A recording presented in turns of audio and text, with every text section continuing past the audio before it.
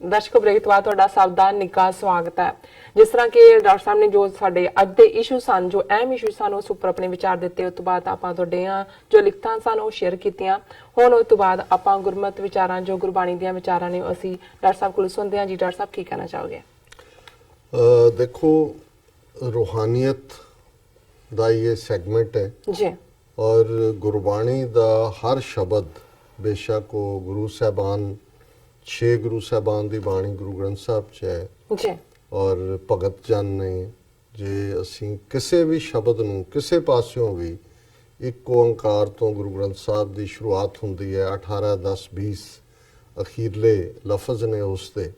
ਸੋ 1430 ਅੰਗਾਂ ਦੇ ਵਿੱਚ 1430 ਪੇਜਿਸ 'ਚ ਜੀ, ਇੱਕੋ ਹੀ ਗੱਲ ਦੇ ਉੱਤੇ ਜਿਹੜਾ ਹੈ ਉਹ, ਕਿਉਂਕਿ ਮਨ ਨੂੰ ਸਮਝਾਉਣ ਦੇ ਲਈ ਤੁਹਾਨੂੰ ਗਿਆਨ ਦੀ ਗੱਲ ਘੁਮਾ ਕੇ ਔਰ ਹਰ ਗੱਲ ਨੂੰ ਸਮਝਾ ਕੇ ਫਿਰ ਇਸ ਗੱਲ ਤੇ ਯਕੀਨ ਕਰਵਾਉਣਾ ਕਿ ਉਹ ਰੱਬ ਹੈ, ਅੱਲਾ ਹੈ, ਉਹ ਹਾਫਿਜ਼ ਹੈ, ਉਹ ਪਿਆਰਾ ਹੈ, ਉਹ ਦੋਸਤ ਹੈ, ਉਹ ਰਹੀਮ ਹੈ, ਕਰੀਮ ਹੈ, ਬਖਸ਼ੰਦ ਹੈ, ਸਾਰਾ ਕੁਝ ਮਾਫ ਕਰਨ ਵਾਲਾ ਹੈ। ਔਰ ਇਸ ਸਾਰੇ ਦੇ ਉੱਤੇ ਯਕੀਨ ਕਰਾਣਾ ਹੈ। ਔਰ ਗੱਲ ਤਾਂ ਇੱਕੋ ਹੀ ਹੈ ਕਿ ਉਹ ਹੈ। ਜਦੋਂ ਅਸੀਂ ਇਸਲਾਮ ਦਾ ਕਲਮਾ ਦੀ ਗੱਲ ਵੀ ਕਰੀਏ, ਜੇ ਲਾ ਇਲਾਹਾ ਇल्लल्लाह ਮੁਹੰਮਦ ਰਸੂਲ ਅੱਲਾ ਕਲਮਾ, ਬਾਕੀ ਤਾਂ ਸਾਰਾ ਜਿਹੜਾ ਕੁਰਾਨ ਮਜੀਦ ਹੈ ਇਹਦੀ ਇੰਟਰਪ੍ਰੀਟੇਸ਼ਨ ਹੈ ਕਿ ਉਹ ਰੱਬ, ਕਿ ਬਈ ਪਹਿਲਾਂ ਤਾਂ ਇਹ ਮੰਨ ਕੇ ਤੁਰੋ ਵੀ ਉਹ ਹੈ। ਇਸੇ ਤਰ੍ਹਾਂ ਜਦੋਂ ਸਿੱਖਾਂ ਦੇ ਵਿੱਚ ਅਸੀਂ ਮੂਲ ਮੰਤਰ ਦੀ ਗੱਲ ਕਰਦੇ ਹਾਂ ਤਾਂ ਜ਼ਾਹਰ ਹੈ ਕਿ ਇੱਕ ਓੰਕਾਰ ਸਾਡੀ ਬਿਗਨਿੰਗ ਹੈ ਕਿ ਉਹ ਇੱਕ ਰੱਬ ਹੈ, ਉਸ ਤੋਂ ਬਿਨਾਂ ਕੋਈ ਨਹੀਂ। ਔਰ ਓੰਗ ਦੇ ਅੱਗੇ ਇੱਕ ਲਾਣ ਦਾ ਮਤਲਬ ਹੈ ਕਿ ਉਹਦੀ ਜ਼ਾਤ ਨੂੰ ਵੰਡਿਆ ਨਹੀਂ ਜਾ ਸਕਦਾ।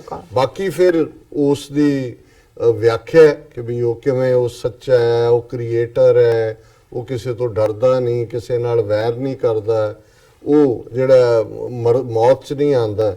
ਔਰ ਗੁਰੂ ਦੀ ਕਿਰਪਾ ਦੇ ਨਾਲ ਉਸ ਰੱਬ ਨੂੰ ਤੁਸੀਂ ਜਿਹੜਾ ਹੈ ਉਹ ਉਸ ਦਾ ਤੁਹਾਨੂੰ ਗਿਆਨ ਹੁੰਦਾ ਹੈ। ਸੋ ਜ਼ਾਹਰ ਹੈ ਵੀ ਉਹ ਰੱਬ ਪਹਿਲਾਂ ਵੀ ਸੀ, ਅੱਜ ਵੀ ਹੈ, ਜਦੋਂ ਅਸੀਂ ਨਹੀਂ ਰਹਿਣਾ ਤਾਂ ਵੀ ਉਸ ਰੱਬ ਨੇ ਹੋਣਾ।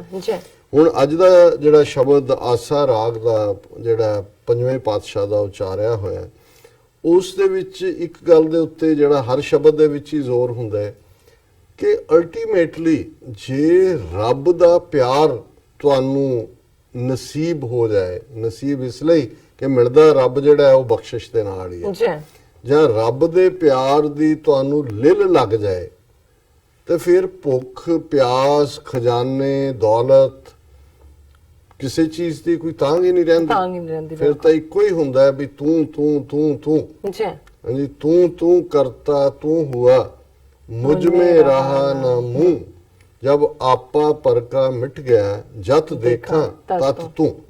फिर तो कोई होर ही नहीं, होर कोई चाहना ही नहीं हुंदी। जे सुख दे ता तुझे आराधी, दुख भी तुझे ध्याई, जे भुख दे ता इत ही राजा दुख विच सुख मनाई। फिर तो यह है तन मन काट काट सब अर्पी, विच अग्नि आप जलाई, पखा फेरी पानी ढोआ, जो देवै सो खाई, ਨਾਨਕ ਗਰੀਬ ਟਹਿ ਪਿਆ ਦੁਆਰੇ, ਹਰ ਮੇਲ ਰਿਓੜਿਆ। ਕਿ ਤੂੰ ਮੈਨੂੰ ਕਿਸੇ ਵੀ ਖਿਦਮਤ ਦੇ ਵਿੱਚ ਲਾ, ਮੈਂ ਤਾਂ ਉਸੇ ਹੀ ਆਨੰਦ ਦੇ ਵਿੱਚ। ਔਰ ਇਹੀ ਸ਼ਬਦ ਜਿਹਦੀ ਬਹੁਤ ਵਾਰ ਜਦੋਂ ਗੁਰਬਾਣੀ ਦੇ ਵਿੱਚ ਇਹ ਹੁੰਦਾ ਹੈ ਕਿ ਵੀ ਰੱਬ ਕਾਮਧੇਨ ਗਾਂ ਹੈ, ਕਿਉਂਕਿ ਇਹ ਹਿੰਦੂਆਂ ਦੀ ਮਾਈਥੋਲੋਜੀ 'ਚ ਕਾਮਧੇਨ ਜਿਹੜੇ 12-14 ਰਤਨ ਨਿਕਲੇ ਸਮੁੰਦਰ 'ਚ ਇੱਕ ਗਾਂ ਸੀ ਕਿ ਜਿਹਦੇ ਥੱਲੇ ਤੁਸੀਂ ਬੈਠੋ ਜੋ ਮੰਗੋ ਮਿਲਦਾ ਹੈ। ਇਸੇ ਤਰ੍ਹਾਂ ਕਲਪ ਵਿਰਛ ਦਾ ਜ਼ਿਕਰ ਹੈ ਕਿ ਜੀ ਸਵਰਗ ਦੇ ਵਿੱਚ ਇੱਕ ਦਰਖਤ ਹੈ ਕਲਪ ਦਾ, ਉਹਦੇ ਥੱਲੇ। ਹੁਣ ਜਦੋਂ ਰੱਬ ਨੂੰ ਕਿਹਾ ਜਾਂਦਾ ਵੀ ਤੂੰ ਕਲਪ ਵਿਰਛ ਵੀ, ਰੁੱਖ ਵੀ ਹੈ, ਤੂੰ ਕਾਮਧੇਨ ਗਾਂ ਵੀ ਹੈ, ਔਰ 9 ਨਿਧੀਆਂ 18 ਸਿੱਧੀਆਂ ਮੰਨੀਆਂ ਜਾਂਦੀਆਂ, 9 ਖਜ਼ਾਨੇ, ਹੀਰੇ ਮੋਤੀ, ਸੋਨਾ ਚਾਂਦੀ, ਇਹ ਉਹ, ਕਿ ਰੱਬ ਨੂੰ ਯਾਦ ਕਰੋ ਤਾਂ ਸਾਰੇ ਮਿਲਦੇ ਨੇ। ਹੁਣ ਦੇਖਣ ਵਾਲੀ ਇਹ ਵੀ ਇੱਕ ਟਿੱਕੀ ਪਾਰਟ ਵੀ ਹੈ ਕਿ ਜਿਹੜਾ ਰੱਬ ਵੱਲ ਤੁਰ ਪੈਂਦਾ ਉਹ ਤਾਂ ਖਜ਼ਾਨਿਆਂ ਨੂੰ ਠੁੱਡ ਮਾਰ ਕੇ ਪਾਸੇ ਹੋ ਜਾਂਦਾ। ਉਹਦੇ ਲਈ ਤਾਂ ਇਹੀ ਹੁੰਦਾ ਹੈ ਕਿ ਮੈਨੂੰ ਤੂੰ ਚਾਹੀਦਾ, ਮੈਨੂੰ ਹੋਰ ਕੁਝ ਨਹੀਂ ਚਾਹੀਦਾ। ਸੋ ਨੌ ਨਿਧ ਤੇਰੇ ਸਗਲ ਨਿਦਾਨ, ਇੱਛਾ ਪੂਰਕ ਰੱਖੈ ਨਿਦਾਨ, ਕਿ ਹੇ ਵਾਹਿਗੁਰੂ ਤੂੰ, ਤੇਰੇ ਕੋਲ ਸਾਰੇ ਖਜ਼ਾਨੇ ਨੇ। 9 ਨਿਧਾਂ ਜਿਹੜੀਆਂ ਨੇ ਸਭ ਸੋਨਾ ਹੀਰਾ ਚਾਂਦੀ ਜਿਹੜਾ ਉਹ ਸਾਰਾ ਹੀ ਤੇਰੇ ਕੋਲ ਹੈ। ਇੱਛਾ ਪੂਰਕ ਰੱਖਿਆ ਨੇ, ਤੂੰ ਤਾਂ ਸਾਰੀ ਉਮਰ ਹਰ ਇੱਛਾ ਨੂੰ ਪੂਰੀ ਕਰਨ ਵਾਲਾ। ਹੁਣ ਇਹ ਵੀ ਕਹਿ ਦਿੱਤਾ, ਖਜ਼ਾਨੇ ਵੀ ਦਿਖਾ ਦਿੱਤੇ। ਤੂੰ ਮੇਰੇ ਪਿਆਰੋ ਤਾਂ ਕੈਸੀ ਕੈਸੀ ਭੁੱਖਾ ਭੁੱਖਾ। ਕਿ ਵੀ ਹੁਣ ਤੂੰ ਜੇ ਪਿਆਰਾ ਮੇਰੇ ਕੋਲ ਹੈ ਤਾਂ ਮੈਨੂੰ ਤਾਂ ਕੋਈ ਭੁੱਖ ਲੱਗਦੀ ਨਹੀਂ, ਨਾ ਖਜ਼ਾਨੇ ਦੀ ਲੱਗਦੀ ਹੈ ਨਾ ਕਿਸੇ ਹੋਰ ਦੀ ਲੱਗਦੀ ਹੈ। ਤੂੰ ਮਨ ਵਸਿਆ ਲੱਗਿਆ ਨਾ ਦੁੱਖਾ, ਜੀ ਜੇ ਤੂੰ ਮੇਰੇ ਮਨ ਦੇ ਵਿੱਚ ਆ ਕੇ ਵਸ ਜਾਏ ਤੇ ਕੋਈ ਮੈਨੂੰ ਦੁੱਖ ਹੀ ਨਹੀਂ, ਨਾ ਦੁੱਖ ਹੈ ਨਾ ਭੁੱਖ ਹੈ। ਫਿਰ ਖਜ਼ਾਨੇ ਖਜੂਨੇ ਕਿੱਥੇ ਗਏ, ਉਹ ਤਾਂ ਗਾਇਬ ਹੋ ਗਏ। ਗਾਇਬ ਹੋ ਗਿਆ। ਜਿਉ ਤੂੰ ਕਰੇ ਸੋਈ ਪਰਵਾਨ, ਸਾਚੇ ਸਾਹਿਬ ਤੇਰਾ ਸੱਚ ਫਰਮਾਨ। ਜੀ ਜਦੋਂ ਉਹ ਤੁਹਾਨੂੰ ਪਿਆਰਾ ਲੱਗਣ ਲੱਗ ਜਾਂਦਾ ਹੈ ਫਿਰ ਤਾਂ ਡੋਰੀ ਜਿਹੜੀ ਹੈ ਉਹ ਪਿਆਰੇ ਦੇ ਹੱਥ ਪਿਆਰੇ ਹੁੰਦੀ ਹੱਥ, ਡੋਰੀ ਹੈ। ਹੱਥ ਮਾਰੇ। ਜੋ ਕਰੇਗਾ ਉਹੀ ਤੁਹਾਨੂੰ ਪ੍ਰਵਾਨ ਹੈ। ਜੀ। ਹੁਕਮ 'ਚ ਰਹਿਣਾ ਹੀ ਤਾਂ ਰੱਬ ਦਾ ਬੰਦਾ ਹੋ ਕੇ, ਬੰਦੇ ਸੇ ਜੇ ਪਵੇਂ ਵਿੱਚ ਬੰਦੀ ਤੱਕਣ ਕੋ ਦੀਦਾਰ, ਕਿ ਉਹ ਤਾਂ ਫਿਰ ਉਸ ਬੰਦੀ 'ਚ ਹੁੰਦੇ ਨੇ, ਪਿਆਰੇ ਦੀ ਗਿਰਫਤ 'ਚ ਹੁੰਦੇ ਨੇ, ਪਿਆਰੇ ਦੀ ਕੈਦ 'ਚ ਹੁੰਦੇ ਨੇ। ਰੱਬ ਜੀ। ਤੋਂ ਬਿਨਾਂ ਤਾਂ ਉਹਨਾਂ ਦੇ ਲਈ ਕੁਝ ਮਤਲਬ ਹੀ ਨਹੀਂ ਰਹਿ ਜਾਂਦਾ ਹੈ। ਬਿਲਕੁਲ। ਸਾਚੇ ਸਾਹਿਬ ਤੇਰਾ ਸੱਚ ਫਰਮਾਨ, ਤੂੰ ਸੱਚਾ ਹੈ, ਤੇਰਾ ਫਰਮਾਨ ਹੁਕਮ ਵੀ ਸੱਚਾ ਹੈ। ਜਾਂ ਤੁਧ ਭਾਵੈ ਤਾਂ ਹਰ ਗੁਣ ਗਾਉ, ਤੇਰੇ ਘਰ ਸਦਾ ਸਦਾ ਹੈ ਨਿਆਓ। ਸਾਚੇ ਸਾਹਿਬ ਅਲਖ ਭੇਵ, ਨਾਨਕ ਲਾਇਆ ਲਾਗਾ ਸੇਵ। ਕਿ ਹੇ ਵਾਹਿਗੁਰੂ, ਜੇ ਤੈਨੂੰ ਚੰਗਾ ਲੱਗੇ ਤੇ ਫੇਰ ਹੀ ਮੈਂ ਤੇਰੇ ਗੁਣ ਗਾਵਾਂ, ਤੇਰੀ ਯਾਦ 'ਚ ਰਹਿ ਸਕਦਾ। ਤੇਰੇ ਘਰ ਹਮੇਸ਼ਾ ਹੀ ਇਨਸਾਫ ਹੈ, ਇਨਸਾਫ ਹੈ। ਅਦਲ ਹੈ। ਔਰ ਹੇ ਵਾਹਿਗੁਰੂ ਮੇਰੇ ਸੱਚੇ ਸਾਹਿਬ, ਤੇਰਾ ਕੋਈ ਜਿਹੜਾ ਉਹ ਬਿਆਨ ਨਹੀਂ ਕਰ ਸਕਦਾ। ਤੂੰ ਕਿਸੇ ਨਾਲ ਡਿਸਕ੍ਰਿਮੀਨੇਟ ਨਹੀਂ ਕਰਦਾ, ਭੇਵ ਹੈ, ਅਲੱਖ ਹੈ। ਨਾਨਕ ਲਾਇਆ ਲਾਗਾ ਸੇਵ।